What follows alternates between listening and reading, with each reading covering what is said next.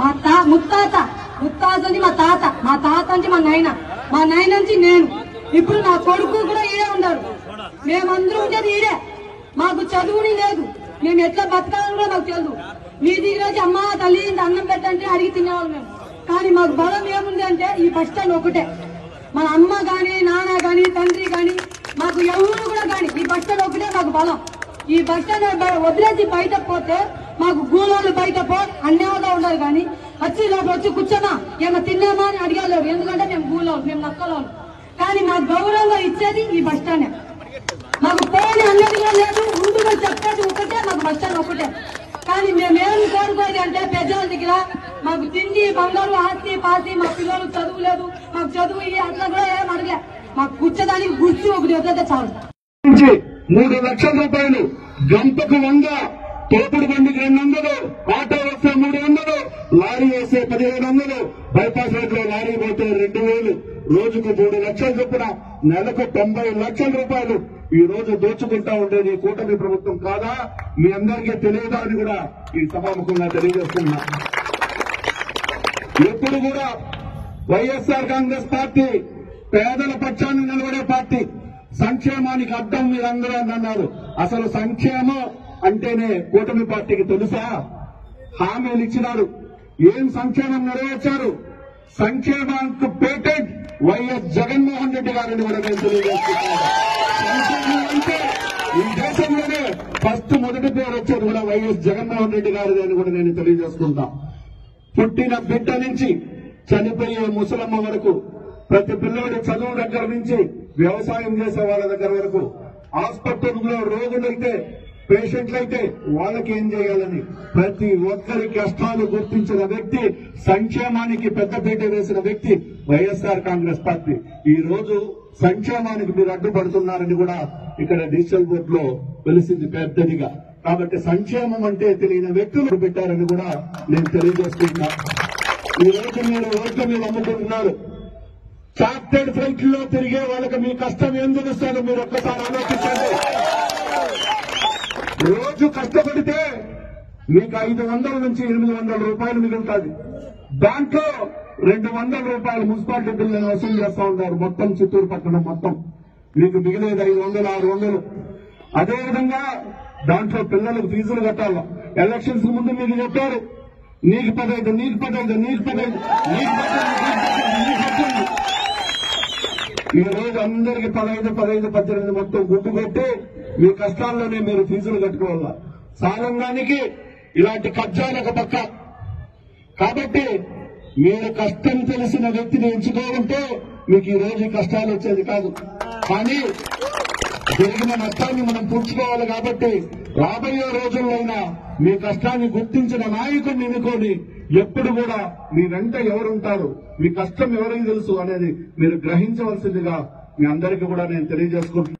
ఈ కూటమి ప్రభుత్వం ఏర్పడిన ఈ 9 నెలల్లో చిత్తూరులో జరిగినటువంటి అరాచకాలు ఈ ఆంధ్ర రాష్ట్రంలో ఎక్కడ కూడా జరగలేదని మీకు అందరికీ నేను తెలియజేస్తున్నా. మీరు చూశారు, ఎలక్షన్ రిజల్ట్స్ వస్తేనే గతంలో ఎన్నడూ లేని విధంగా ఇండ్లు కాల్చడం, ఇక్కడే మన ఎదురుగా ఉంటే తిరుమల బేకరీ అవుతుంది, దాన్ని ధ్వంసం చేయడం, ఒక ఆర్యవైశ్య కుటుంబానికి చెందిన ఐటీసీ గోడౌన్ని కాల్చడం, చివరకు అతను మానసికంగా కుంగిపోయి అతను కూడా కాల్చి చంపుకునే దుస్థితికి తీసుకొచ్చిన ఈ కూటమి ప్రభుత్వం చిన్న వ్యాపారస్తులు, కూరగాయలు అమ్ముకునే వాళ్ళు, ఆ చివర ఇటుపక్కేమో షికారులు, అటుపక్కేమో అంగళ్ళోళ్ళు, వాళ్ళందరినీ భయభ్రాంతులకు గురి చేసి చిత్తూరు నడిబొట్టులో సుమారు 500 కోట్ల రూపాయలు విలువ చేసే ఈ ప్రాపర్టీని పబ్లిక్ ప్రైవేట్ ప్రాపర్టీగా 33 సంవత్సరాలు మీ ప్రాపర్టీని దోచుకోవడానికి ఈ రోజు ఒక పన్నాగం పన్నారు. కానీ పేదల పక్షాన నిలవడానికి వైఎస్ఆర్ కాంగ్రెస్ పార్టీ అనేది పోరాటాలతోనే పుట్టిన పార్టీ కాబట్టి మీకు కష్టం వచ్చినా అది మా కష్టంగా భావించి మీకు అండగా మేము నిలబడతామని ఈ రోజు మీకు సంఘీభావం తెలియజేయడానికే ఈ కార్యక్రమాన్ని ఏర్పాటు చేయాల్సిందిగా తెలియజేసుకుంటున్నాను. అదేవిధంగా మీరు చూస్తున్నారు, మనం ఈరోజు వస్తున్నాం ఇక్కడంటే రాత్రి పక్కనే ఒక డిజిటల్ బోర్డు కట్టారు. ఆ డిజిటల్ బోర్డులో ఏం రాశారంటే చిత్తూరు అభివృద్ధికి మీరు అడ్డాని. అయ్యా, చిత్తూరు అభివృద్ధికి, ఆంధ్రప్రదేశ్ అభివృద్ధికి ఎప్పుడు కూడా వైఎస్ఆర్ కాంగ్రెస్ పార్టీ ముందుంటుంది. అభివృద్ధికి అడ్డు తగిలే సంస్కారం వైఎస్ఆర్ పార్టీది కాదు. కానీ అభివృద్ధి చేసే విధానంలో సంప్రదాయబద్ధంగా ఉండాలి కానీ దౌర్జన్యాలు ఉండకూడదనే దానికి మేము అడ్డు అని కూడా నేను మీకు తెలియజేసుకుంటున్నాను. అదేవిధంగా చూస్తే 6 మాసాల మార్కెట్ డబ్బులు మీరు కట్టలేదు అని చెప్పారు, రాశారు. ఎస్, ఎలక్షన్స్ అయిన తరువాత కట్టలేదు, నేనే ఒప్పుకున్నా. ఎందుకు కట్టలేదంటే మేము కూడా ఆర్థికంగా చితికిపోయాం కాబట్టి 4 సంవత్సరాలు పూర్తిగా ఏ వ్యాపారస్తుల దగ్గర కూడా ₹1 వసూలు చేయకుండా ఫ్రీగా సంవత్సరానికి 35 లక్షల రూపాయలు కట్టు. కానీ ఈ రోజు మేము ఆపితే ఈ 3 మాసాలకు టెండర్ వదులు రోజుకు 2.5 లక్షల నుంచి 3 లక్షల రూపాయలు ముక్కుపిండి వసూలు చేస్తూ ఉండేది మీరు కాదా అని నేను ఈ సభాముఖంగా మిమ్మల్ని అందరినీ అడుగుతా ఉంటా. చాలా అత్యుత్సాహం చూపిస్తున్నారు. ఎందుకో వాళ్ళకంత అత్యుత్సాహం అర్థం కావడం లేదు. ఆ అధికారులు ఎక్కడున్నా, ఏ ప్రభుత్వం ఉన్నా వాళ్ళకు ఉద్యోగం ఉంటుంది. ఏ ప్రభుత్వంలో అయినా వాళ్ళ ఉద్యోగస్తులే. రాజకీయ నాయకుల కంటే 5 సంవత్సరాలే ఉద్యోగం, దాని తర్వాత గెలిస్తేనే మళ్ళీ. కానీ మీకు 62 సంవత్సరాల వరకు ఉద్యోగం ఉంటుంది కాబట్టి అన్ని ప్రభుత్వాలు సమానంగా చూడాలి అని ప్రతి అధికారికి కూడా మేము తెలియజేసుకుంటాం. ఎందుకంటే ఒంటెత్తు పోగడతో పోవడం మంచి సిద్ధాంతం కాదు.